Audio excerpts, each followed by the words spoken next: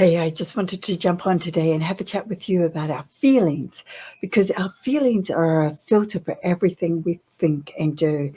And just by naming your feeling, you can create a reaction in the brain that takes you out of that survival fight or flight mode, which emotions like hatred, anger, fear, disgust can create, and into a more rational response where you feel calmer and more in control. Your whole body chemistry gets altered when you move out of this instinctive fight or flight mode.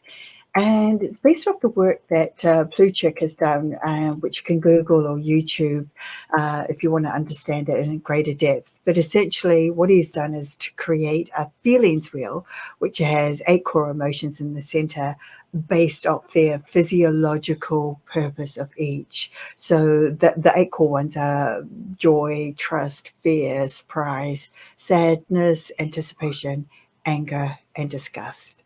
And they all sort of go opposite each other. So there are lots of variations that you will find out there. So just pick the one that resonates most with you. So once you acknowledge the core emotions such as anger, what you want to do is drill down even further, as there will definitely be other feelings sitting underneath. Like underneath anger, you may feel let down or bitter or humiliated, mad, aggressive, frustrated, distant, even critical. Or you can even feel a combination of those. Drill down even further, and you may find that you're feeling betrayed or resentful, disrespected, ridiculed, violated, furious, jealous, numb, and so on. So, by doing this exercise, you really get a feeling of what your body is doing and what your go to responses are that you may not even be aware of, as these can be deeply ingrained responses coming instinctively from your subconscious based off the life experiences that you've had. And they can even start from a very young age, so you don't even remember them. Now, the next thing I would recommend that you do is to see yourself in an empowering way addressing the situation so that if it arises again, you have a different response or reaction that has already been thought out ahead.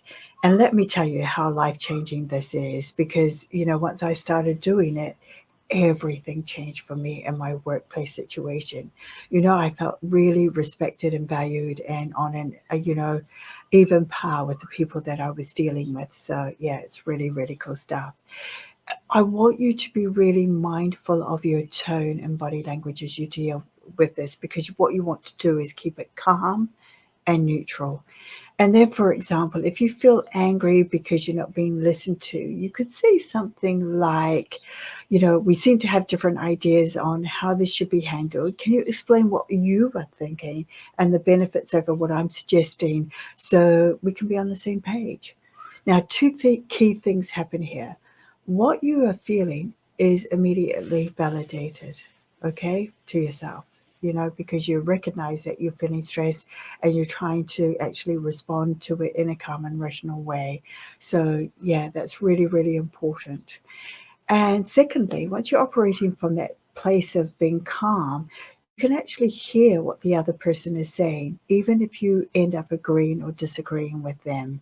You you leave feeling empowered, and you're able to express yourself, which is really important. So you leave feeling empowered that you were able to express your perspective, is basically what I'm trying to say there.